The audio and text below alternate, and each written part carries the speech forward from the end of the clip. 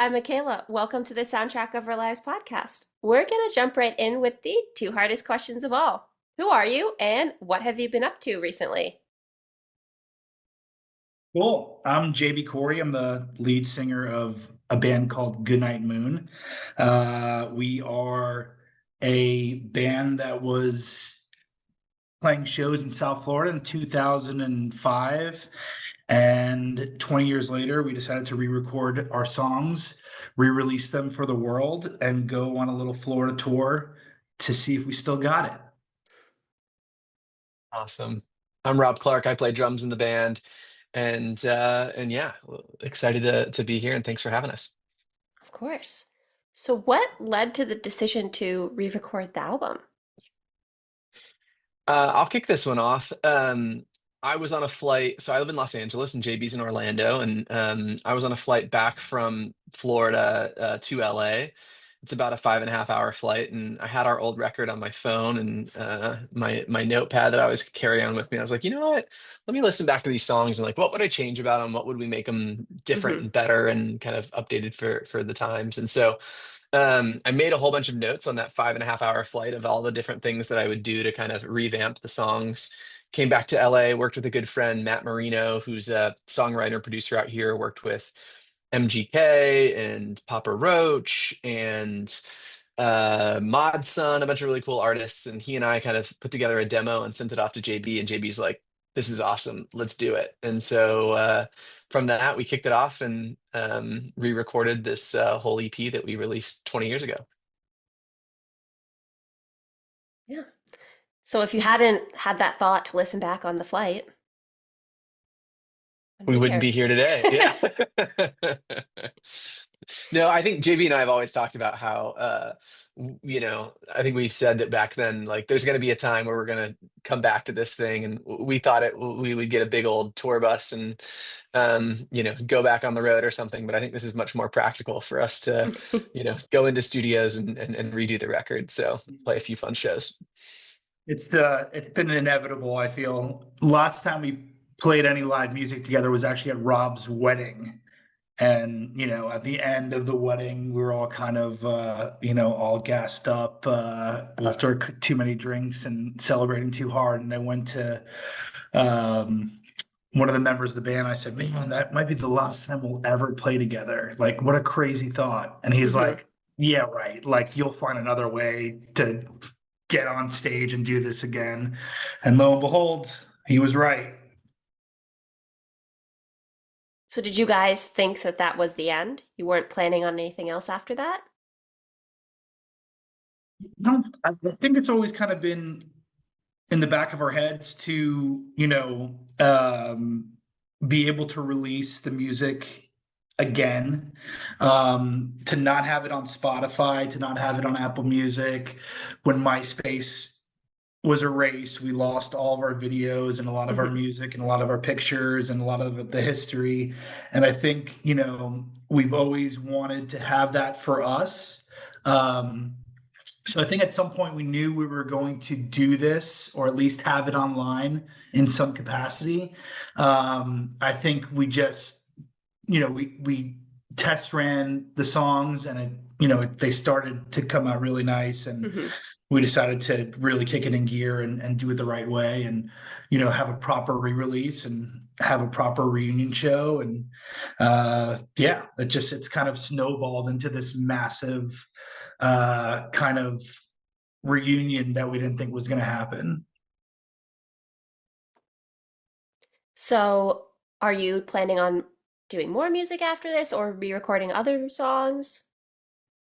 Well, we're really excited to release a cover of the Joe song "End of Beginning," which will be coming out um, March 3rd. And I think that is on the back of the awesome reception we got from the EP.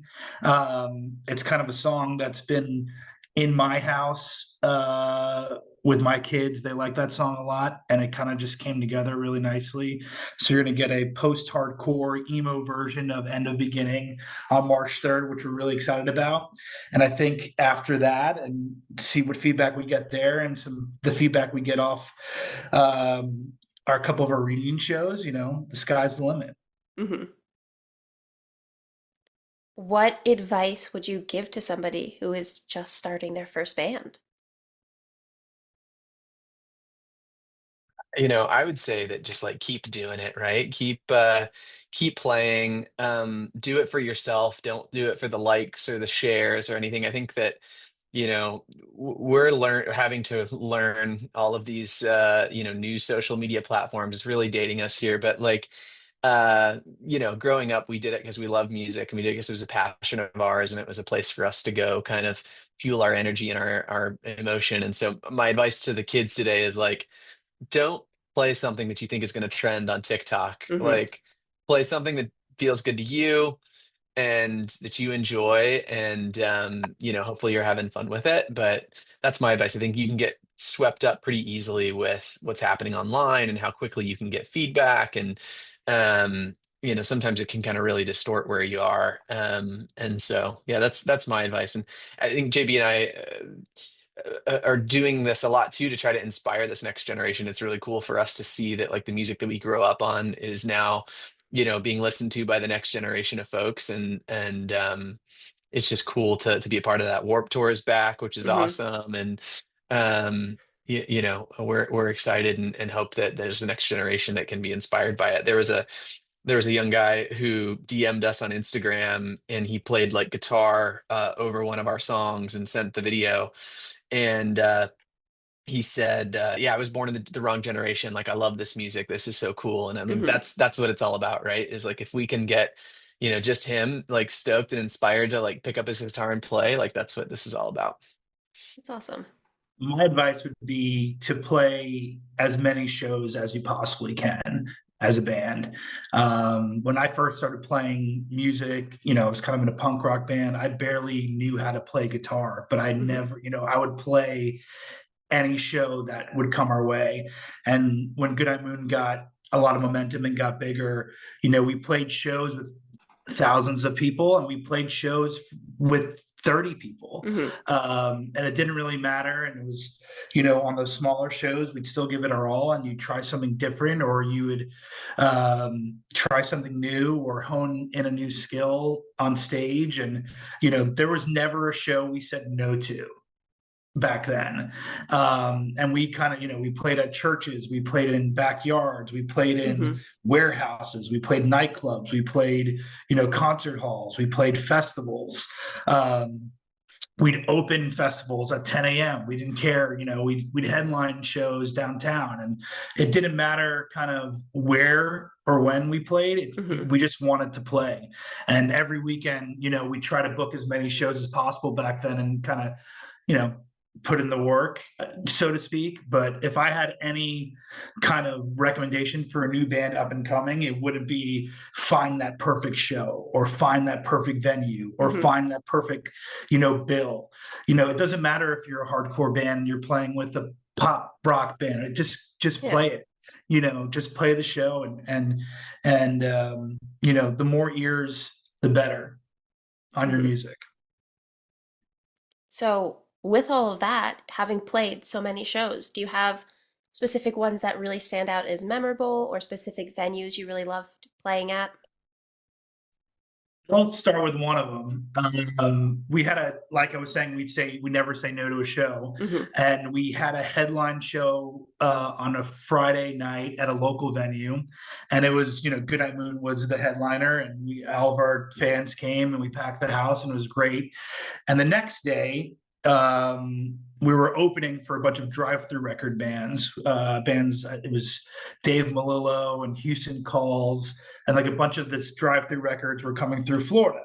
Mm-hmm. And we were opening the show at 7 o'clock, and the night before we played at 10 o'clock at night, and it was around Halloween time. We're like, yeah, no one's gonna be there. We're the opening band for these bigger bands in town. Let's all dress up for Halloween and have a good time. Well, we showed up half an hour late, which we rarely do, as a bunch of pirates, and maybe had a little too much of a good time pre-gaming for said show. And the place had a line to the railroad tracks, packed house. There was 1,000 people there to see Dave Malillo headline, and we had to go on stage as a bunch of pirates to a lot of people who had no clue who we were. And that was their first impression of us. And I'll never forget, like, when Dave Malillo went on stage, he's a kind of an acoustic guy. We're a little bit harder than him, but he was like thanking the bands that came before him. And he was like, and, special thanks to that pirate band that opened the venue for us that night. And we're just like, oh man, like, what a miss there. But I'll never forget that one. It was great. Um, there was a bar that we talk about, and that's where this the pirate show happened, called Ray's Downtown Blues, which is in downtown West Palm, and some iconic bands came through there. Day to Remember, Paramore, Bayside, like just some of like just amazing groups that have come through and played this like little dive bar in downtown Hmm. West Palm Beach. And we were just super lucky to have that as kind of like our local bar that we would play at. I mean, one for me is we would load in and load out of this little bar, and I had borrowed my parents' SUV to load into this show. And I was 16 years old at the time, and like just learned how to drive, and was driving way too fast backwards Oh. into this alleyway. And I smashed the rear end of my parents' like expensive new SUV, destroyed the back of the car, and we still had to go on and play the show.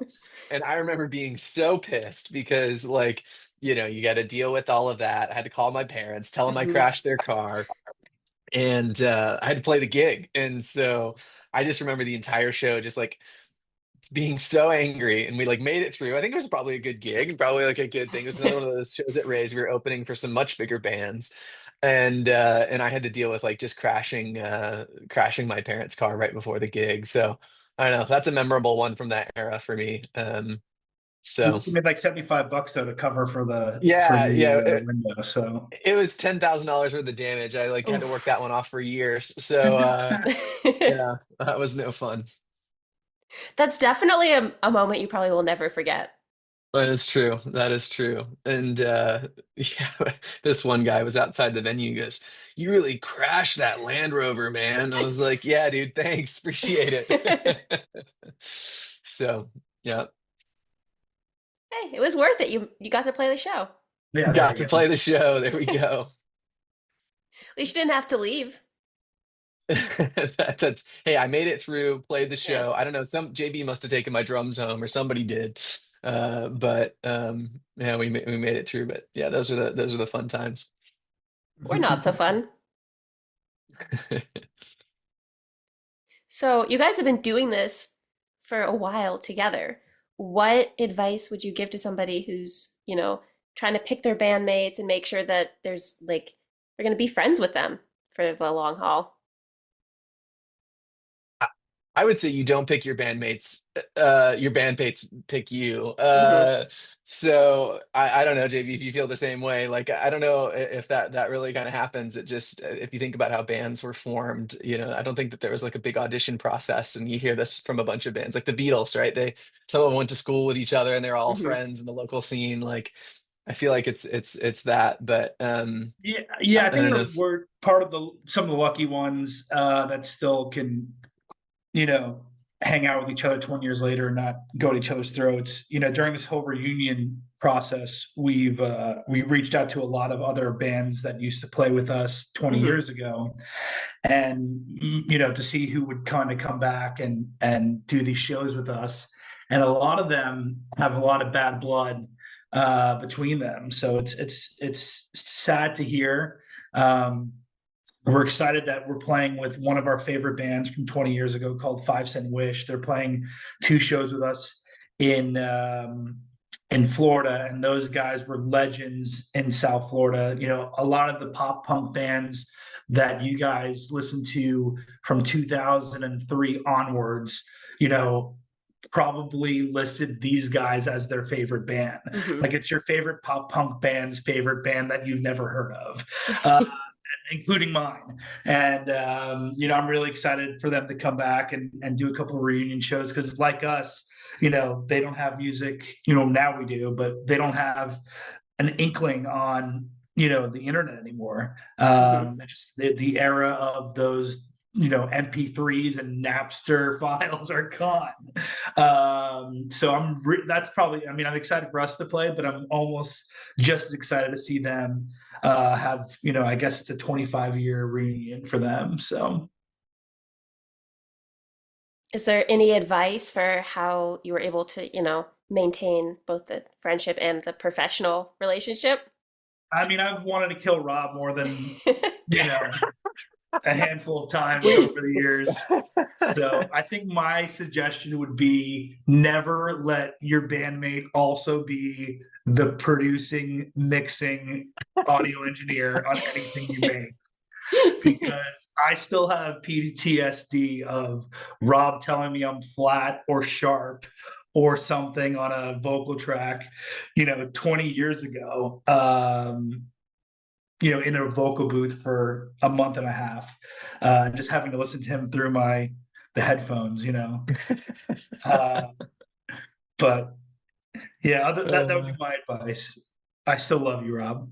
No, it's all good. It's all good. I mean, I think the other thing, which is like any like partnership, is, I think you figure out the things that you're good at or that like you care about, Hmm. and like go. I don't know. I feel like JB and I work really well, and that like we are good at and care about opposite things, right? Like we're all get like super meticulous about like some of the like production stuff or some of those pieces. JB's just like always been incredible with people and getting shows and riling up the crowd and bringing the energy, like any room, any good night moon show, that he's going to bring the full energy and get everybody really engaged in it. Whereas I'm maybe a bit more introverted, just sitting back smashing the drums as hard as I can. But I feel like that those balances always work well, right? If you have somebody who's really good at a certain skill Hmm. set and the other one who's good at another one, and you guys kind of pick your lanes and go for it. But Yeah, yeah. definitely. Yeah, that's good. For those moments that you did want to kill Rob, what made you kind of stick with it and get through that? Oh no, This I is mean, that's great. This more is great. that's more of a me thing, right? So I mean, it's as Rob said, he's very meticulous and musical oriented, and I'm more old school punk rock, where I think the imperfections in our music is kind of where things shine sometimes. So it's as he said, it's a good balance to have two different outlooks on music. So I think our musical taste has gotten closer, overlapping over the years. But when we started doing this, I think they were pretty different. But that's the beauty of growing up. Everything JB would, changes. yeah, he would burn me CDs and be like, "You need to listen to all of this heavy stuff," because I was listening to like jam bands and jazz music and Hmm. all of that sort of thing. And now it's the opposite. I'm sending him stuff. He's like, "That's too hardcore for me, man." Like, so Yeah, it's big. full circle. I'm big into K-pop Demon Hunters right now in my house. So, I mean, everybody is basically. so that's funny. So before I ask the last question, was there anything else you guys want to mention or talk about today? Yeah, we're just really excited to re-release this EP. If your listeners are a fan of 2000s early emo, punk rock, pop punk, post-hardcore, these are the songs that we wrote when we were 16 years old. These songs were tried and tested in that era. They shared the stage and opened for bands like Taking Back Sunday and My Chemical Romance and Bayside and a bunch of other bands that people still listen to today. So if you want to hear something new that's not so new but different, check out Goodnight Moon on our self-titled EP on iTunes and Spotify and everywhere else. Rob, anything to add? You covered it. Awesome. Appreciate the time. Thank you. Of course. So our last question is, what is the soundtrack of your life? Hmm. Go for it, Rob. I got to think about that one. That's a heavy one. I mean, the soundtrack of your life. So I go through phases and I'll just have like a record on repeat until I kill it.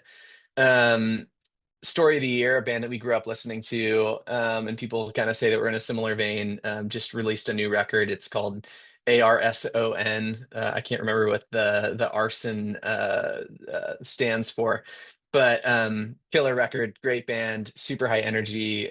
We've been fans of them for years, and excited that again they're another one of these bands that has been around for a long time and re-released some new music. So yeah, it'll be a new record here in a few weeks, but this week that's my spin. Okay. Man, that's tough. I'm gonna go with an old classic, and I'll say Jimmy Eat World. Chase This Light, I think is kind of like a album that always felt mature to me, Hmm. and kind of a good album for, a decent headspace on juggling a bunch of things, which is a motif in a lot of Goodnight Moon songs, is having to, struggle with different stresses and balancing your life. And Jimmy World uh, kind of highlights that, I think, perfectly. And that album's got to be 25 years old now. Hmm. And, looking back on it and listening to that album again as a father and a husband, and, it rings further true now than it did, 25 years ago when I was a teenager. Hmm. So I would call that the album soundtrack of my life. Not K-pop Demon Hunters. No, that's close though. That's like right up there right now. And then what else is going? What else we listen to? We're listening to a lot of Taylor Swift now as well, which I'm Hmm. okay with. And luckily my kids like the Goodnight Moon EP, so that's been on That's good. repeat a lot as well. So we're hanging out there, and they're gonna lose their mind when that Joe cover comes out in March. So because they love that song too. So So, for all of our listeners who want to stay updated on you guys, all the music when it comes out, follow you, maybe see you live, where can they find you?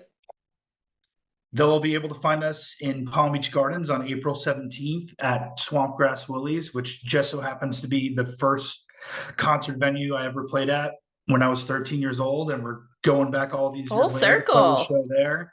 And then we're playing at an awesome venue in Orlando called Will's Pub the next night on April 18th.